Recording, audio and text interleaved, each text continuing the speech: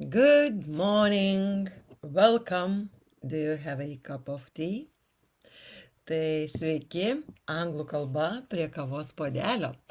Ir šiandieną turime 5. susitikimą. Mūsų 5 dienų startas baigėsi, bet tai dar nereiškia, kad viskas baigėsi.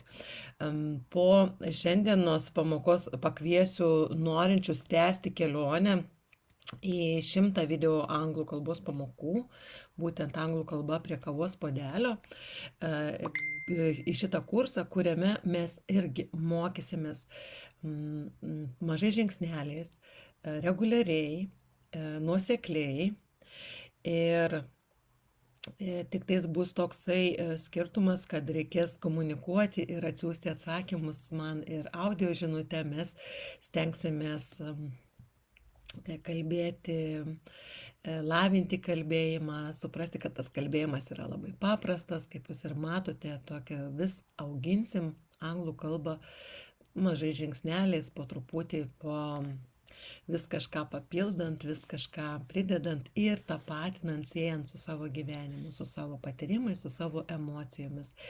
Taigi, labai pakviesiu, paskui vėliau aš įkelsiu postą, kur galėsite palikti klausimus, galėsite užpildyti informaciją apie save, kas nuspręsite, kad norite tęsti ir keliauti kartu toliau. Na, o šitokie 5 dienų iššūkiai, jie dar tikrai nesibaigia. Kiekvieną mėnesį aš organizuosiu, aš kiekvieną mėnesį turėsiu tokių iššūkių. Ir judėsim į priekį. Dar ką norėčiau iš techninės pusės pasakyti, kad jeigu tikrai yra aktualios anglų kalbos pamokėlės, yra aktualus turinys, kurį aš keliu, tai labai patarčiau pasižymėti kaip featured nustatymuose, kad tai yra svarbus ir kad sukelti algoritmus Facebook'e irgi labai yra svarbu ir pakomentuoti, ir paspausti reakcijas, like arba pamėgti.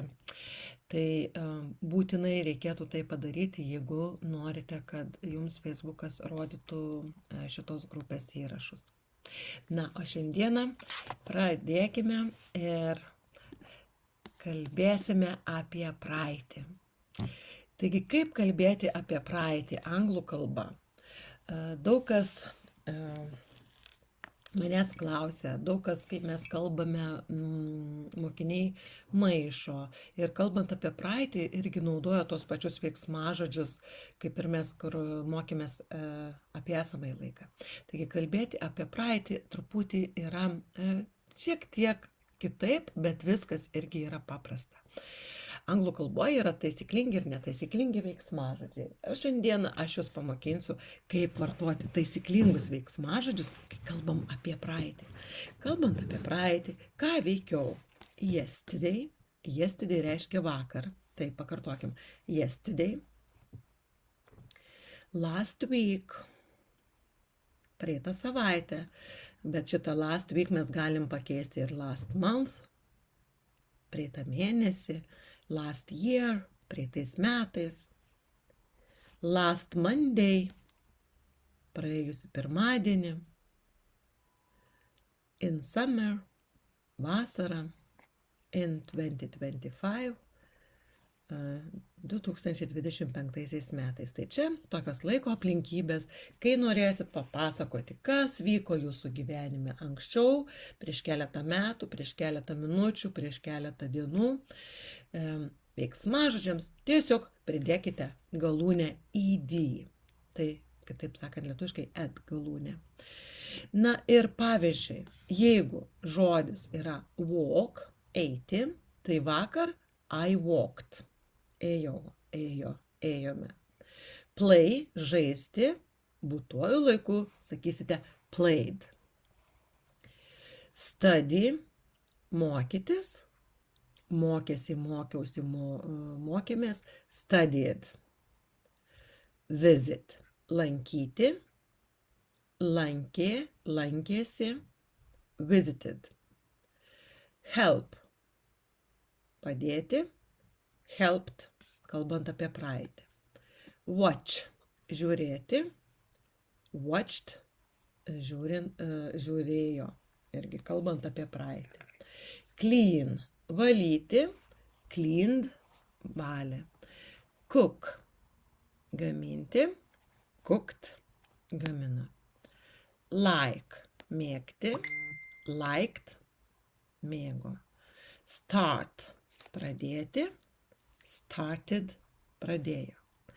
Ir paspaudus pauzės mygtuką, čia galite paskaityti sakinius, yra su kiekvienu veiksmažodžiu pavyzdžiai, bet aš dar paskaitysiu irgi, kad būtų aiškiau. Yesterday I walked in the park. Vakar aš vaikščiojau parke. Last week I played soccer with my friends. Praeitą savaitę aš žaidžiau futbolą su savo draugais. Last Monday I studied English for 2 hours. Praeitą pirmadienį aš mokiausi anglų 2 valandas. Last week I visited a museum.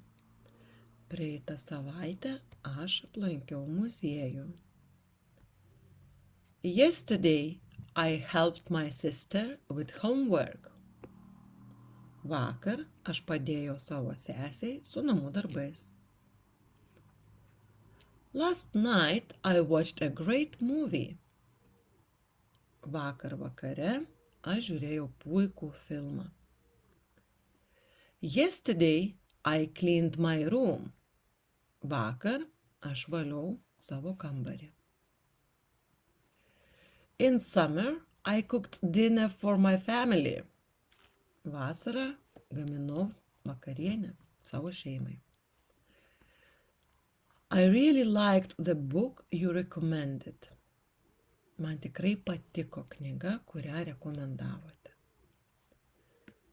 In 2025 I started a new project. 25 metais aš pradėjau naują projektą.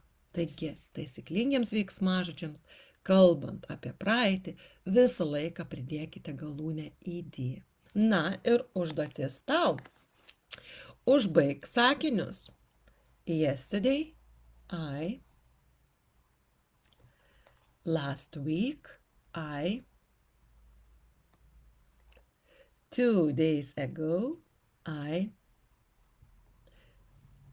In 2020, I. Šitos sakinius būtinai užrašyk į komentarą, kad Facebook tau mestų ir parodytų vis šitas mano pamokėlės, mano pamokų įrašus ir patarimus. So have a nice day and see you soon. Bye bye.